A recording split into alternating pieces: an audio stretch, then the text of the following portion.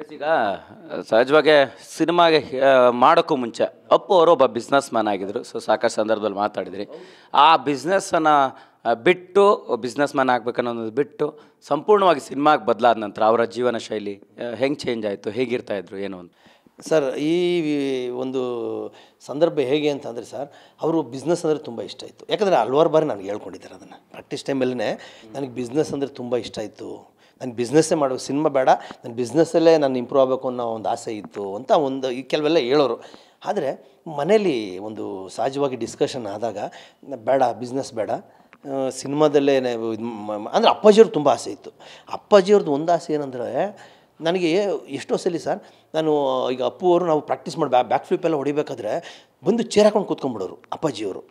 ಅದು ನೋಡ್ತಾ ಇರೋರು. ಒಂದು ಸಲ ಜಿಮ್ನಾಸ್ಟಿಕ್ಸ್ ಮಾಡಿಸ್ಬೇಕಾದ್ರೆ ಒಂದು ಸಲ ಮೇಲೆ ನಿಂತ್ಕೊಂಡು ನೋಡಿ ಸಡನ್ನಾಗಿ ಬಂದು ನನಗೂ ಮಾಡಿಸಿ ಅನ್ನೋ ಸಂದರ್ಭವೂ ಇತ್ತು ಸರ್. ಅದು ಅಪ್ಪಾಜಿಯವ್ರು ಬಂದೇ ಬಿಟ್ಟರು ಒಂದು ದಿವಸ ಪಂಚ ಕಟ್ಟು, ನನಗೂ ಮಾಡಿಸಿ ವೆಂಕಟೇಶ್ ಅಂತ. ನಾನು ಅಪ್ಪು ಇಬ್ಬರು ಸಮಾಧಾನ ಮಾಡಿದೆ. ಅವಾಗ ಹೇಳಿದ್ರು, ವೆಂಕಟೇಶ್ ನೀವು ಒಂದು 20-30 ವರ್ಷದ ಹಿಂದೆ ಸಿಗಬಾರ್ದಾಯ್ತಾ, ನಾನು ಈ ಥರ ಸ್ಟಂಟ್ ಮಾಡಿಬಿಡ್ತಾ ಇದ್ದೆ ಅಂತ ಅಪ್ಪಾಜಿಯವರು. ಅಂದರೆ ನಾನು ಮಾಡೋಕ್ಕಂತೂ ಈ ಥರ ಒರಿಜಿನಲ್ ಸ್ಟಂಟ್ಸು ನಾನು ಮಾಡೋಕ್ಕಂತೂ ಆಗಿಲ್ಲ. ನಾನು ಅಪ್ಪು ಮೂಲಕ ನಾನು ನೋಡಬೇಕು ಅನ್ನೋ ಭಾರಿ ಆಸೆ ಇಟ್ಕೊಂಡು ನಾವು ಏನೇ ಮಾಡಿ ಸರ್, ಪ್ರತಿ ದಿವಸ ಚೇರ್ ಹಾಕೊಂಡು ಕೂತ್ಕೊಳ್ಳೋರು ಸರ್. ಆ ಲಾನ್ ಹತ್ರ ಕೂತ್ಕೊಂಡು ನೋಡಿ ಎಂಜಾಯ್ ಮಾಡೋರು.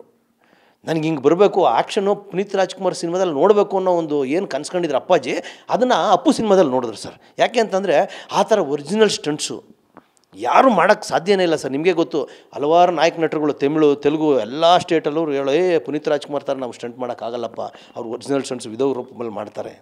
ಅದೆಲ್ಲ ಕಷ್ಟಪಟ್ಟು ಮಾಡಿ ಅಪ್ಪಾಜಿಯವರು ಆ ಪಿಕ್ಚರು ಅಪ್ಪು ಫಿಲಮ್ ನೋಡಿಬಿಟ್ಟು ಬಂದು ಆಶ್ಚರ್ಯ ಪಟ್ಕೊಂಡು ಒಂದು ದಿವಸ ನಾನು ಕೈ ಹಿಡ್ಕೊಂಡು ನನಗೆ ತುಂಬ ತಪ್ಕೊಂಡಿದ್ದ ದಿವಸನೂ ಉಂಟು. ಏನು ಚೆನ್ನಾಗಿ ಮಾಡಿದ್ದಾರೆ ಅಪ್ಪು, ಎಷ್ಟು ಚೆನ್ನಾಗಿ ನೀವು ಫೈಟ್ ಮಾಡಿಸಿದ್ದೀರಿ.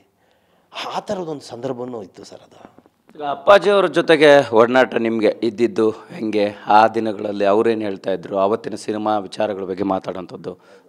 ಅಣ್ಣವರು ರಾಜ್ಕುಮಾರ್ ಅವರು ಅಲ್ಲಿ ಎಷ್ಟು ದಿನ ಅವ್ರ ಜೊತೆಗೆಲ್ಲ ಕೆಲಸ ಮಾಡ್ತಿದ್ರು ಹೆಂಗೆ ಅಂತ? ಸರ್, ಇಲ್ಲ, ಇದು ಸಂದರ್ಭ ಏನಂತಂದರೆ, ಅವ್ರಿಗೆ ಒಂದು ಆಸೆ, ಒಂದು ಪುನೀತ್ ರಾಜ್ಕುಮಾರ್ ಏನು ಈ ಫೈಟ್ ಇದಿತ್ತಲ್ಲ, ಅದನ್ನು ನೋಡಬೇಕು ಅನ್ನೋ ಒಂದು ಆಸೆ ಇದ್ದಾಗ ನಾನು ಹೇಳಿದ್ನಲ್ಲ, ಚೇರಲ್ಲಿ ಕೂತ್ಕೊಂಡು ಅದನ್ನು ನೋಡ್ತಾ ಇದ್ದದ್ದು ಅದು. ಆದರೆ ಅವ್ರಿಗೊಂದು ಸಂದರ್ಭ ಏನಾಯಿತು ಅಂತಂದರೆ, ಅವ್ರಿಗೆ ಒಂದು ಸಂದರ್ಭ ಅವ್ರ ಆಪ್ರೇಷನ್ ಆಗಿ ಅವರಿಗೆ ಕಾಲೆಲ್ಲ ಮಡ್ಚೋಗಿಲ್ಲ. ಯೋಗ ಮಾಡ್ತಿದ್ರು ಮುಂಚೆ. ಅದಾದಮೇಲೆ ಅದನ್ನು ಕಾಲು ಮಡಚಿ ಮಾಡೋಂಗಿಲ್ಲ ಅಂತ ಯೋಗ ಅಂತ ಅಂದಾಗ, ಆವಾಗ ನಾವು ಪುನೀತ್ ರಾಜ್ಕುಮಾರ್ ಅವ್ರಿಗೆ ಒಂದು ಮಲ್ಟಿಸ್ಟೇಷನ್ ಜಿಮ್ ಅಂತ ಹಾಕಿದ್ವಿ ಮನೇಲಿ. ಅದನ್ನು ನಾವು ಮಾಡೋಣ ಬನ್ನಿ ವೆಂಕಟೇಶ್ ಅಂತ ಅಂದ್ಬಿಟ್ಟು ಅವರು ಎಷ್ಟೋ ಸಲ ಅವರು ಮಾಡಿದ್ದಾರೆ ಆ ಜಿಮ್ ಇದು ಮಾಡ್ಕೊಂಡು. ಅದು ಕೆಲವು ಫೋಟೋಸ್ ಎಲ್ಲ ಈಗ ನೀವು ತಾವು ನೋಡಿರ್ಬೋದು.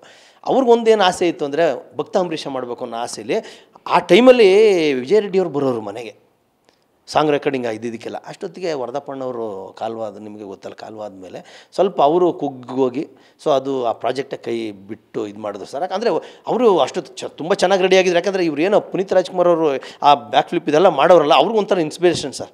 ಇಲ್ಲ ಮಾಡಬೇಕು, ನಾನು ಎಕ್ಸಸೈಸ್ ಮಾಡಬೇಕು ಅನ್ನೋದು ಆಪ್ರೇಷನ್ ಆದಮೇಲೆ ತುಂಬ ಚೆನ್ನಾಗಿ ಆಗ್ಬಿಟ್ಟು ಅಷ್ಟು ಚೆನ್ನಾಗಿ ಮಾಡೋರು ಸರ್ ಅವ್ರನ್ನು.